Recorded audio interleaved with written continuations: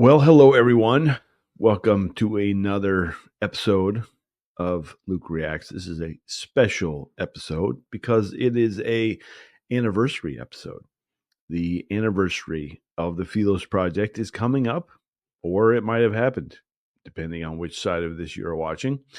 But it was 10 years ago, uh, on September 15th, 2014.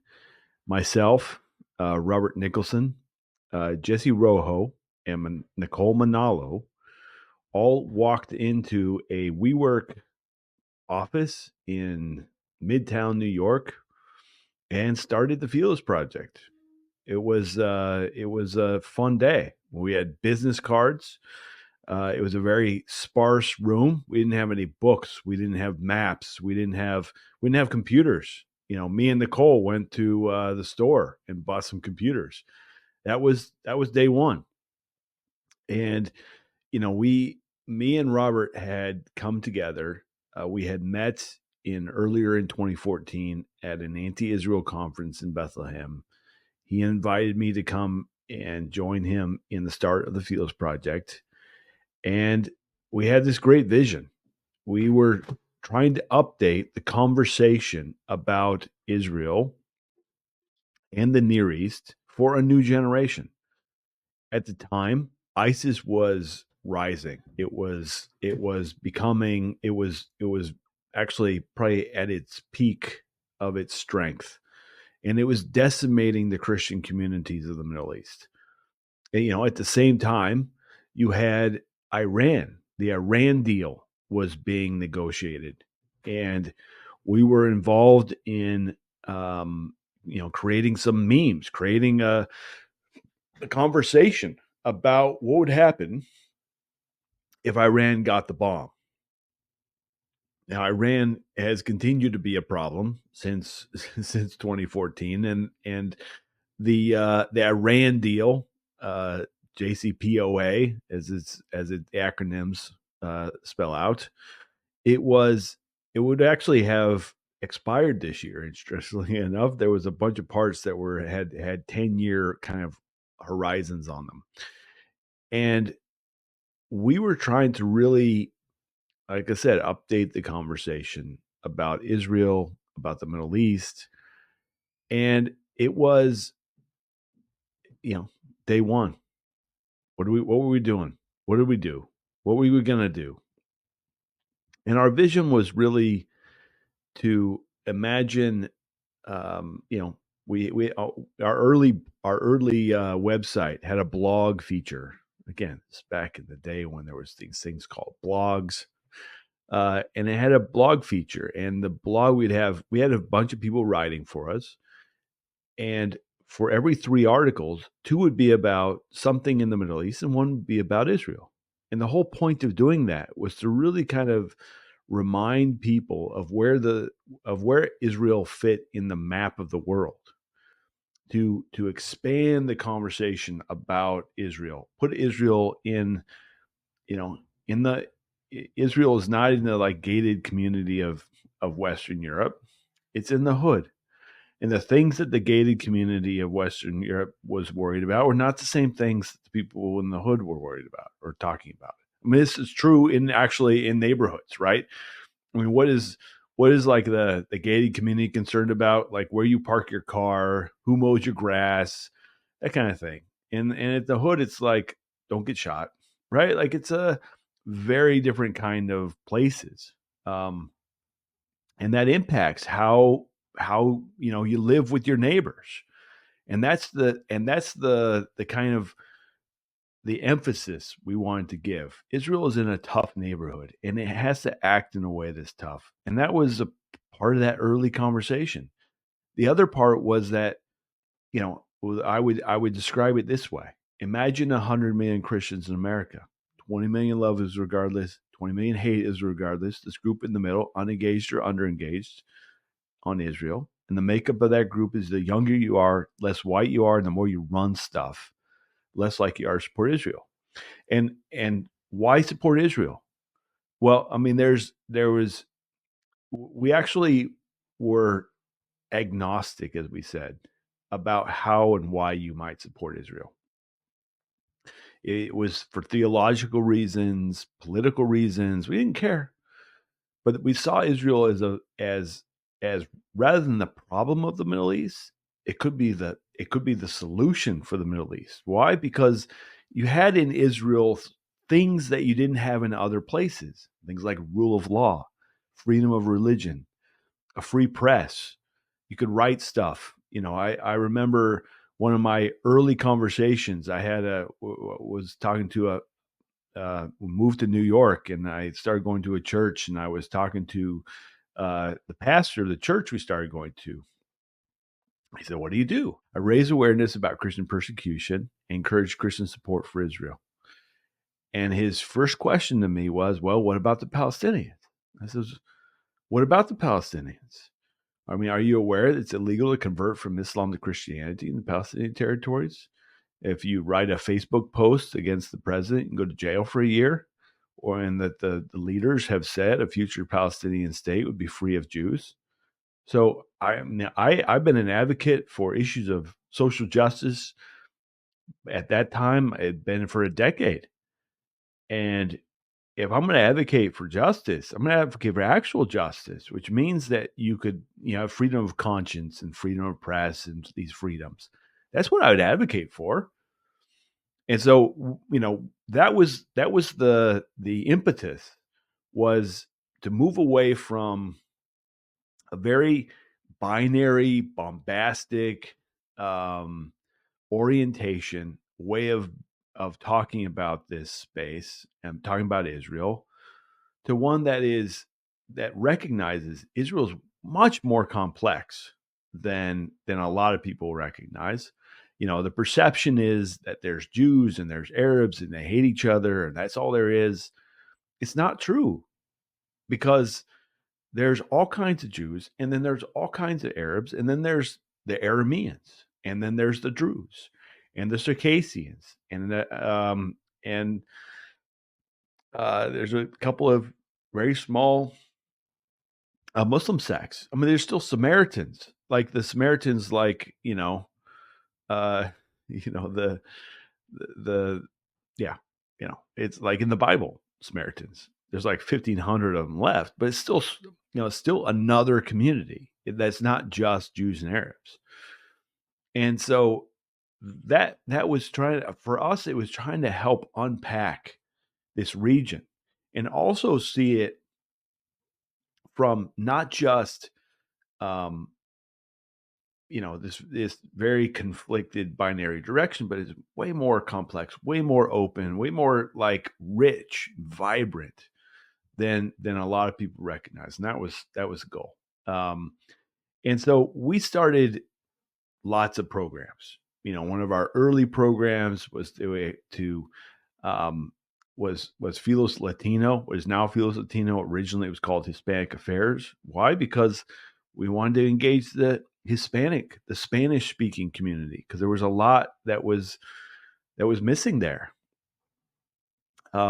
We wanted to, and we started eventually started African American Affairs to engage the African American community. We started Feels Catholic to get to engage Catholics, but it was all really to let's update and have a new conversation about the region. And it was good. Those are good days. So I got this list in front of me, and it's a list of the things that I need to cover. So if I look down occasionally, it's me trying to figure out what I'm all the things that I need to get out. In this special edition of Luke Reacts, the 10-year anniversary edition. Here we are. So one of the questions that I often get asked is, how many times have you been to Israel? Well, I think my last trip was in actually January of 2024, which is terrible, because like even during COVID, I went to Israel more times than I have this year. Only been once, and I'm like a house plant that hasn't been watered in a month. it's just like my leaves are wilty. I need to get back over there. It's really terrible. Um, but I get, that's how many times I go. And my last one, I think it's at 36 times. I went once, I went 2 times in 2012. It was the first time I went. It's 2012, went in the spring. And then when I get in the fall, didn't go in 2013 at all. And then since 2014, I have been many, many times.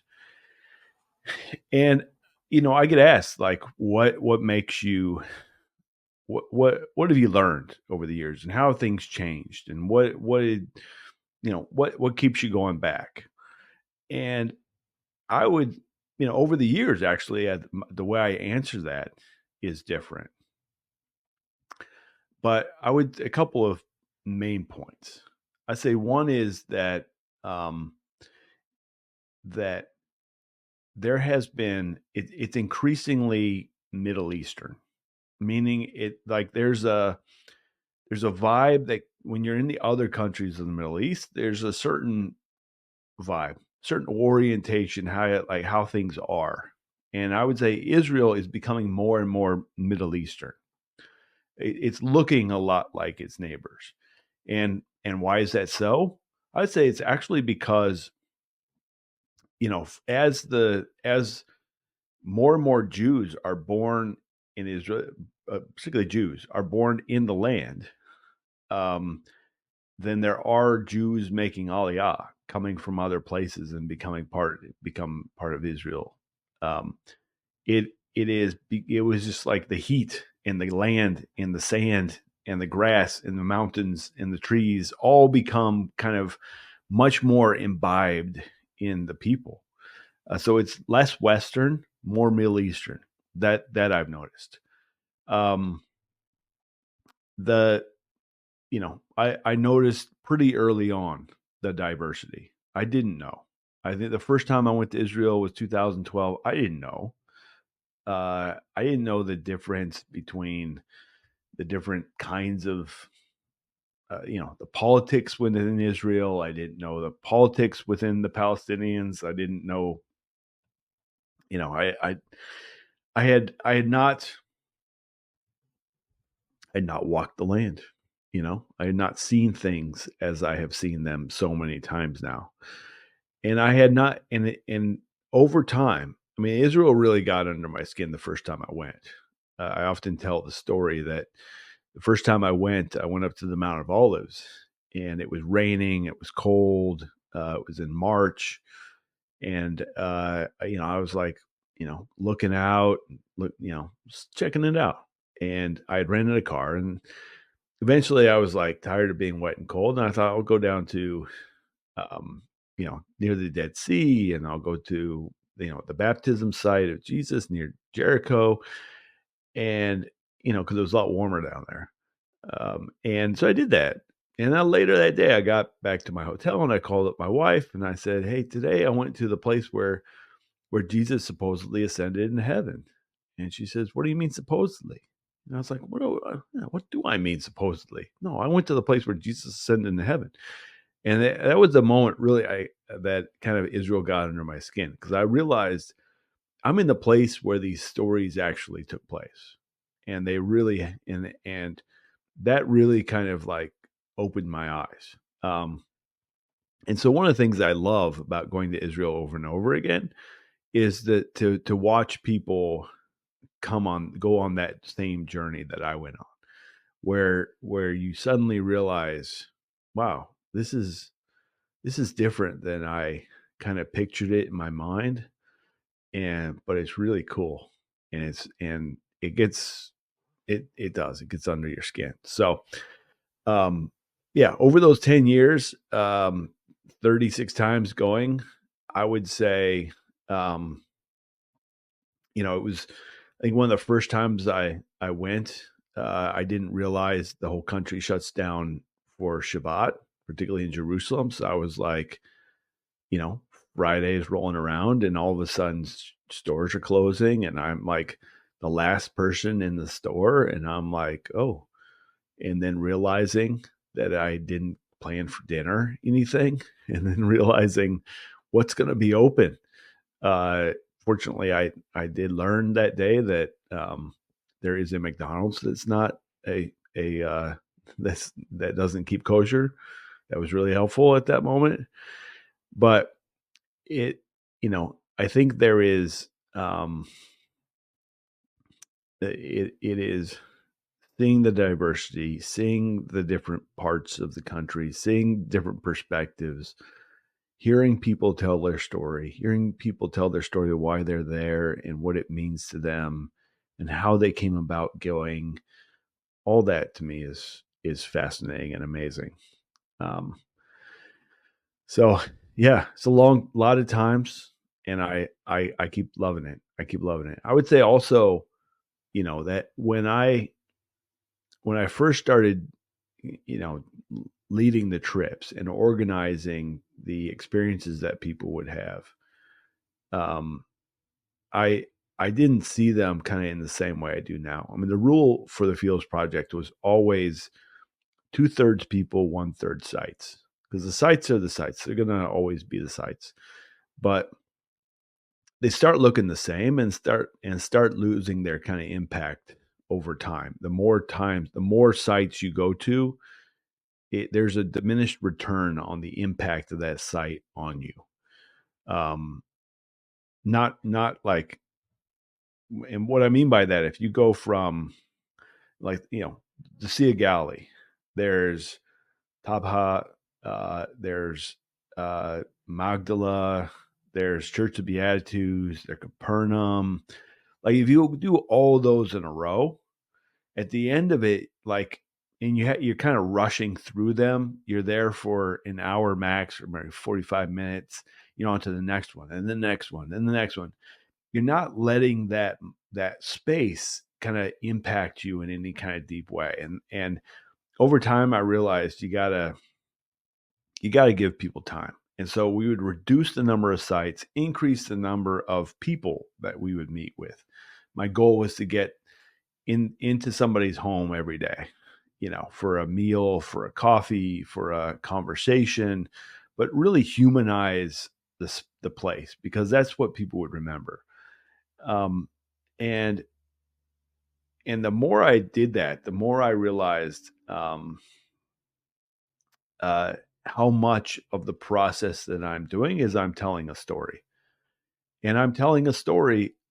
Like I would say, not the story of Israel. I'm telling a story of Israel, right? Because what's the story? What's the story I'm telling this time? And how does the story unfold? And that's what I do. Um, and it's been amazing over those years to bring people on those journeys and watch them, their light the light come on in their mind, and also in their heart, and also in their spiritual life. I've known many people who have either uh, come back to their faith, or even found faith as a result of that trip, the trip with us. Um, so I've been asked to talk about what does this space look like? What did the kind of, let's call it the pro-Israel space, the the Israel advocacy space look like in 2014? So the space was very different in 2014, I think, than it is now. Leave aside October 7th, because we'll pick that up in a bit. But in 2014, we were already beginning to see this kind of shift from the generations, and the generational support for Israel.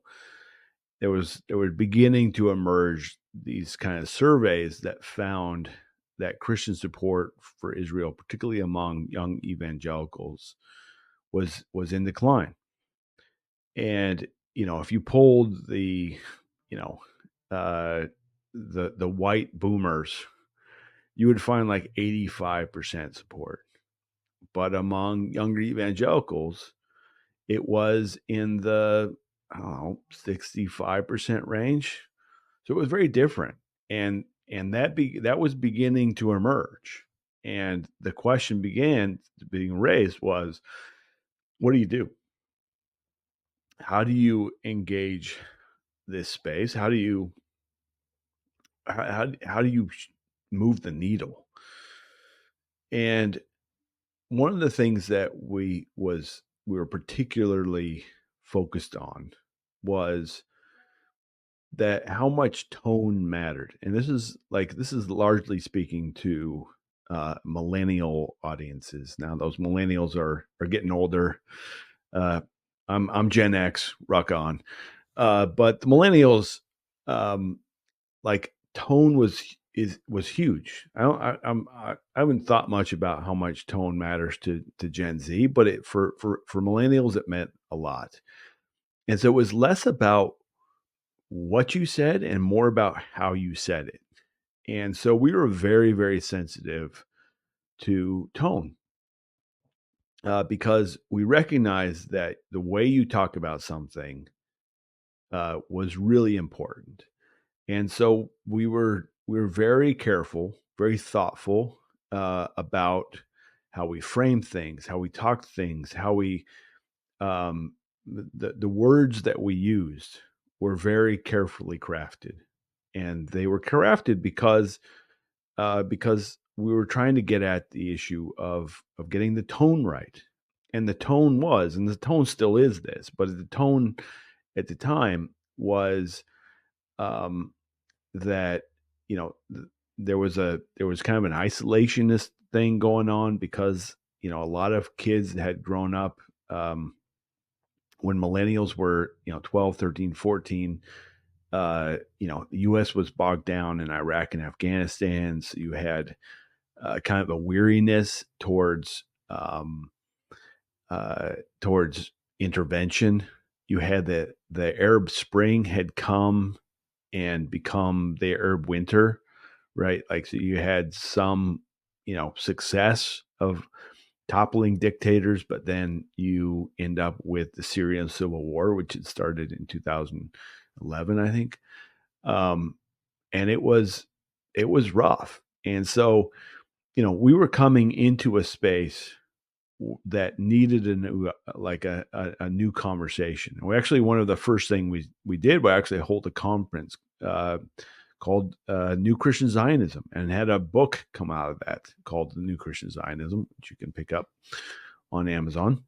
Um, but it was very focused on tone, um, and and but the content was Israel's unique. Israel is unique in the world. It's unique in the story of Christianity.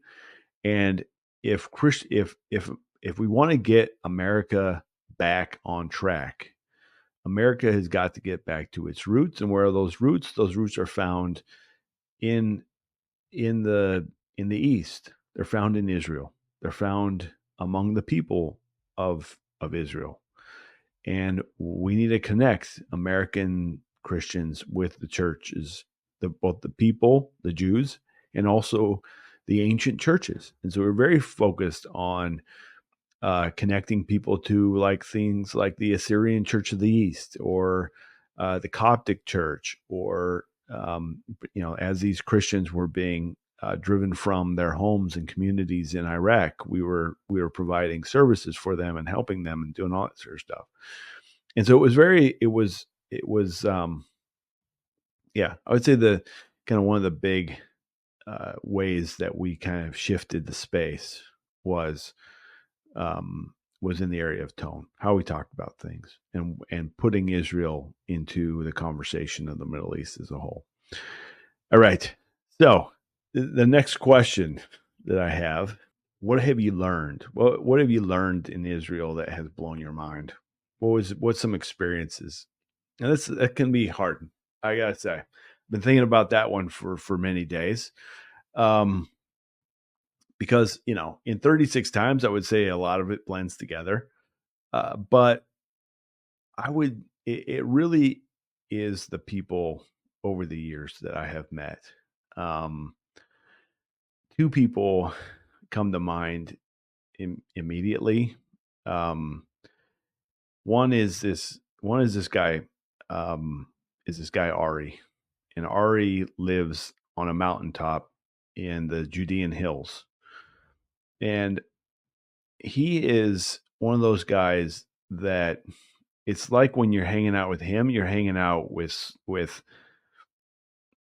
like he's constantly like quoting the Bible as he's walking around in the mountains of Judea, right? Talking about, this was, this is going to happen here, and in this prophecy it says this, and this is how, I see this being fulfilled right now. And it's a very interesting um it's a very interesting place, and he's a very interesting person. But one of the things that he talks about, and when you go to his he lives on a settlement, and when you go to see him, uh a few years ago, this these Germans came to visit him, and they said, we'd like to build something for you. And he's like, okay. And so what they ended up building was this place where there's a place, there's kind of a, it's like a, call it almost like a wedding venue, but there's a way that weddings are done in Israel. And there's and this wedding kind of it's a platform. It has a kind of a top to it, and it kind of cantilevers over this valley.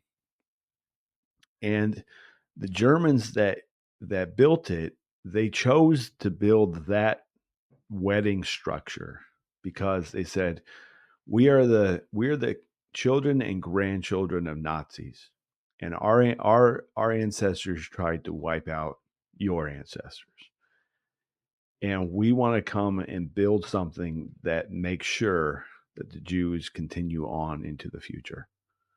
Now that kind of like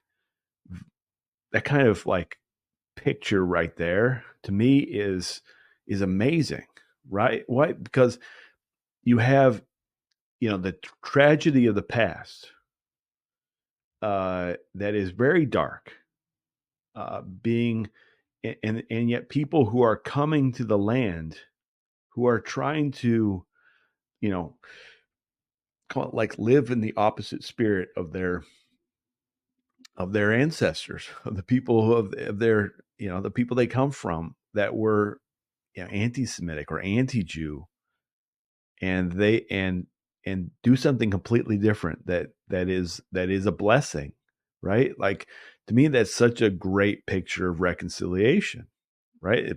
Like, those who were once far off are now being brought near to each other, and in the process they're also brought into a deeper relationship with God and who he is and what he has planned for the whole world, because there is one day that we will stand together in the throne room of heaven. But that, to me, meeting Ari is one that comes to mind.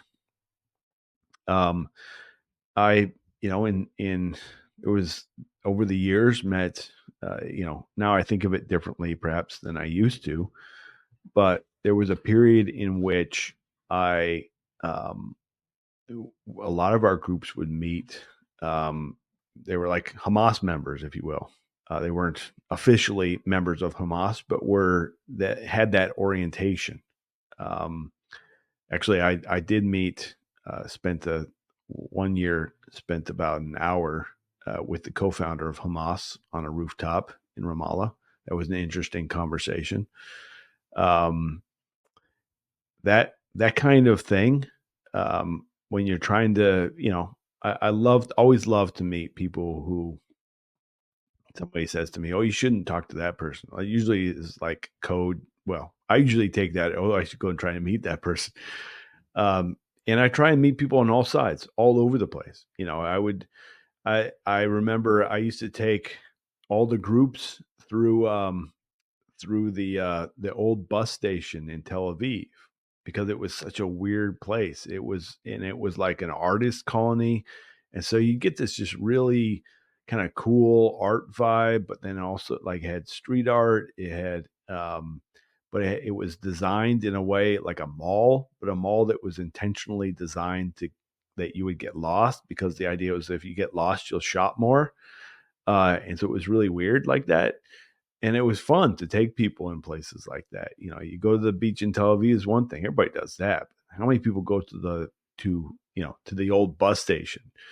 The number of guides and tour operators that would tell me, you guys run the most unusual trips. Why? Because we're trying to like tell a story. We're trying to unpack, the uniqueness of Israel, and the region. So I don't know. I do there, and I have so many friends, so that I've met over the years. So many people that have impacted me and my life. I love having Shabbat in the homes of people.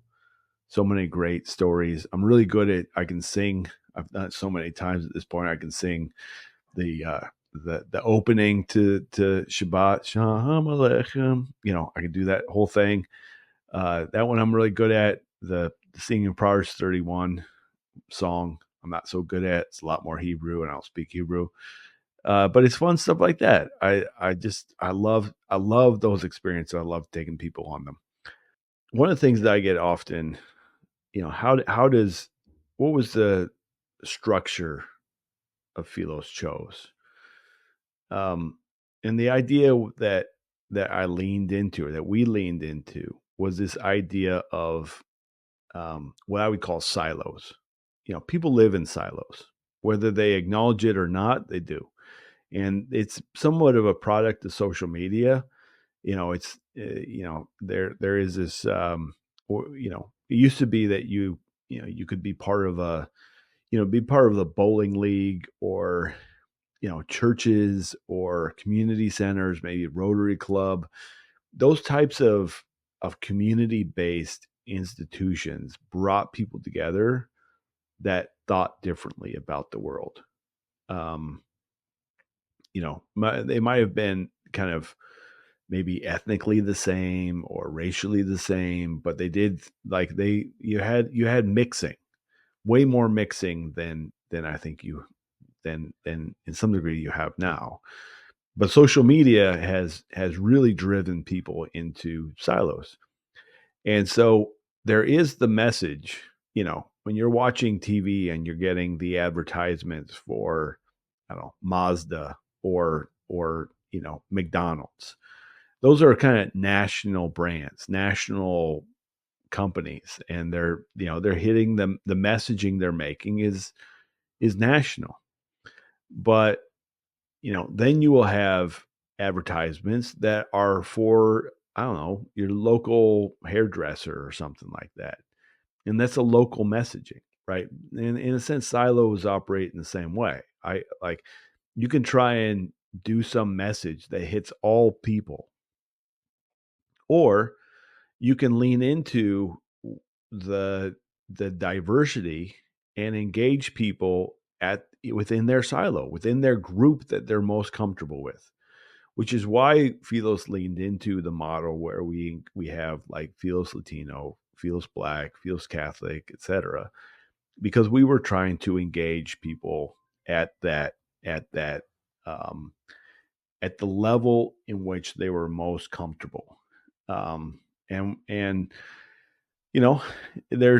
pluses and minuses to that, but that's the direction that we've taken, and it is important. I think that we have brought on people who know their community, right? I'm not Hispanic, I'm not Black, I'm not Catholic, and but we hired those people from those communities who understand and can help draw in their community into a better understanding of why they should be engaged and why it's important and how it can be better for the world. I think one of the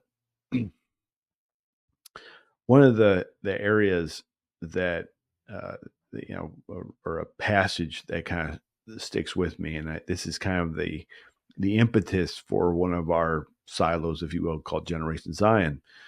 has been this verse in Isaiah 2 where where Isaiah says, obviously getting, word of the Lord here. And he says, and the nations shall go up to the mountain of the Lord. They will learn of the God of Jacob. The law will go forth from Zion, the word of the Lord from the ends of the earth. And then it goes on, and it says, God will judge between nations. It goes on, and then says they will turn their swords into plowshares and spears into pruning hooks. To me, that picture, that model, that's a model of the nations, people like me, I'm Gentile, going up to the mountain of the Lord, going and learning from, the law will go forth from Zion, the word of the Lord from the ends of the earth. That picture of the knowledge of God, his blueprint for human flourishing, his blueprint for humanity, going out to the whole earth. And as a result of that, what you then have is God judging between nations. And what you have after that is that picture of peace that we're all after. And so the case I'm making really is that the nations don't get peace by going and learning from, going to Costa Rica. Nothing against Costa Rica. I hear it's beautiful.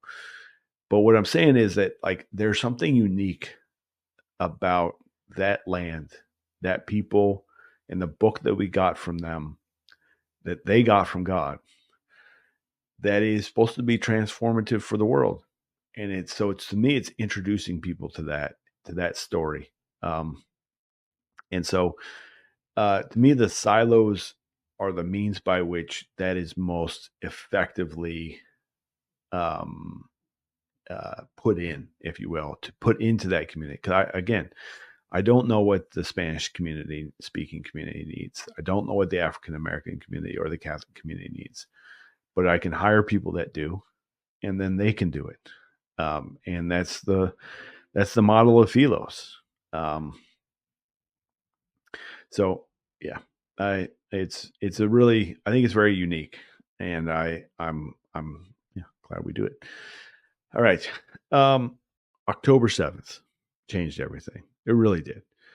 The way that we did things before October 7th is different than the way things we done after. Why? I would say, the stuff that Philos Project was thinking about and working on before October 7th was, Saudi Arabia is going to join the Abraham Accords, or, I was working on a project to bring the cast of The Chosen to Israel. We're doing a project with the Arab Christian communities of the region. Stuff connected to the Abraham Accords. It was very regional. It was very it was oriented towards this idea that we're on an upward trajectory towards more and more stability in the region. And then October 7th happened, and all that shattered. And quickly after, like the next day, you started having the protests and rallies in New York City and Washington, D.C., etc. We organized the first rally in support of Israel, both in Washington, D.C. and New York.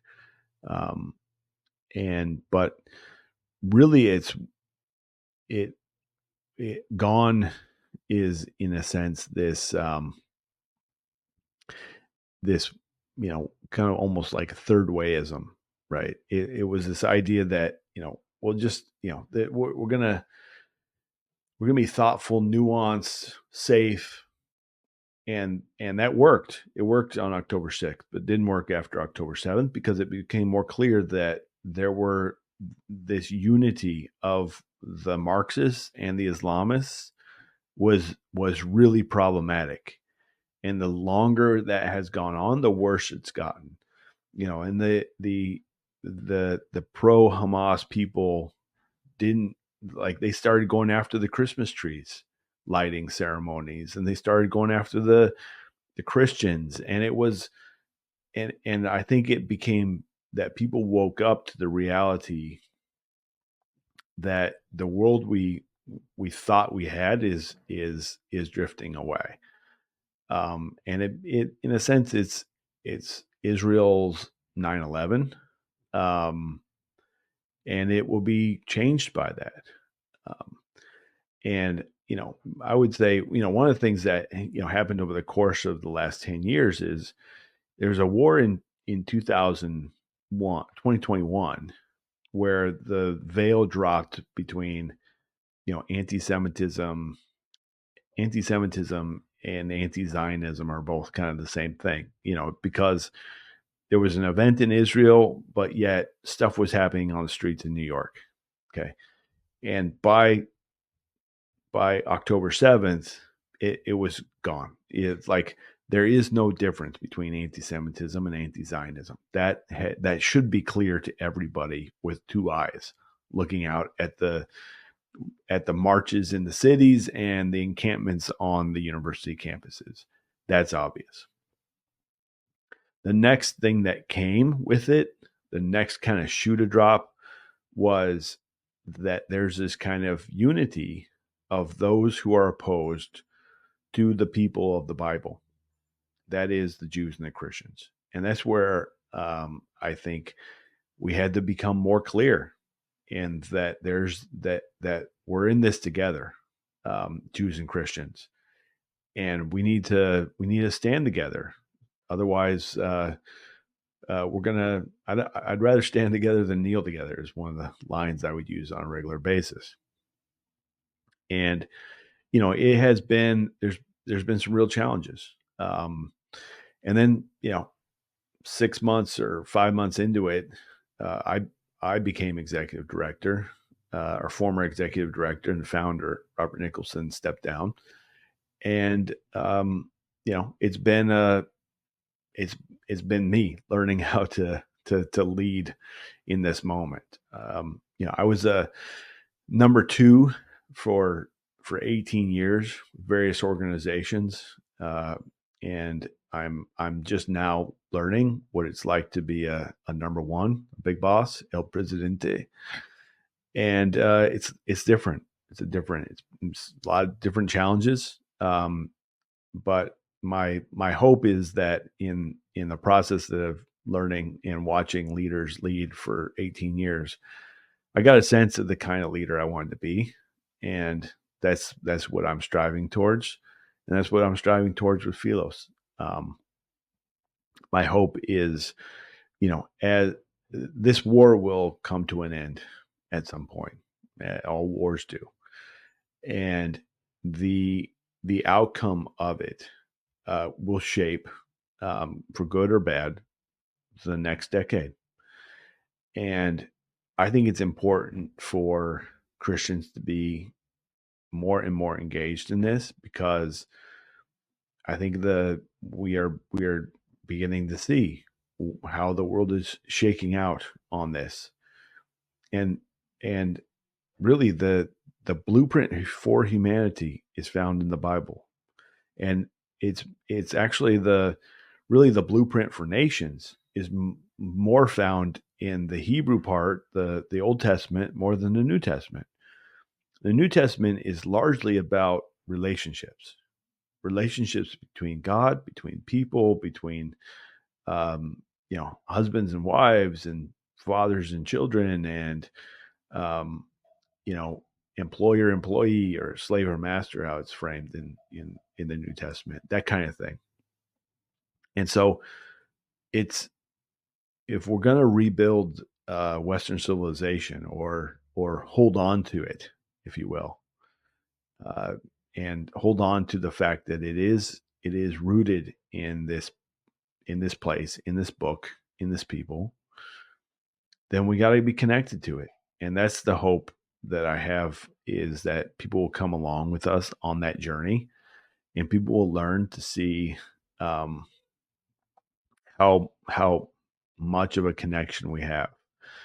And so, uh, my hope is that we're going to go on for another decade. There's another decade in front of us, at least, and it will be as exciting and interesting and unknown as the last 10 years have been, but I hope you will come along with us on this journey because it's important. I think it's exciting. There's things that I have seen and conversations that I've had in the last 11 months that I have never had in the last 10 years. Um, because there's a new openness to things that have never been to kinds of conversations I've never had before. Um, Expectations that I never saw coming. I don't know how I don't know what the future holds. None of us do. But I can assure you that it will be it could be and will be adventuresome. And my hope is that you'll join us on that adventure. And also know that, we need your support. We are funded by people like you who listen and watch this program and the other offerings of the Philos Project. Into the future, I think you will see more and more opportunities to do advocacy work, the work of showing up and being allies in a physical sense through Generation Zion. And I think you'll see the Philos Project really provide a lot of educational opportunities, a lot of educational materials, content, media content. I think that will really help shape the conversation into the next decade. So, thanks for joining us. Thanks for your support. Please take a moment to in this anniversary to give to the Philos Project. I'd appreciate it. Thank you so much.